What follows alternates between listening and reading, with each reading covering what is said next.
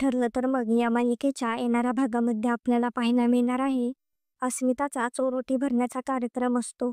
सायलीने त्यासाठी सगळी तयारी केलेली असते. प्रतिमा आत्या आणि सुमन देखील त्यासाठी आलेले असतात. पूर्णाजी, प्रतिमा आत्या, सुमा आणि कल्पना ह्या सगळ्या बोलत बसलेल्या असतात. तेव्हा प्रिया त्यांच्या नकळत अस्मिताला पाय घसरून खाली पाडण्यासाठी सजावट केलेल्या ठिकाणी तेल ओतते. कारण अस्मिता पाय घसरून खाली पडली की हा आळ सगळा सायलीवर जाईल. अस्मिता मस्त तयार होऊन आलेली असते. सगळेजण तिचं खूप कौतुक करत असतात. पूर्णाजी तिची नजर काढत असते. सगळेजण चोरोटी धरण्याचा कार्यक्रम सुरू करतात. अस्मिता चालत स्टूलवर बसण्यासाठी जाते. तेव्हा तिचा पाय घसरून ती खाली पडणार असते. सायली मागे उभी असल्यामुळे सायली तिला खाली पडण्यापासून वाचवते. सगळेजण खूप घाबरलेले असतात.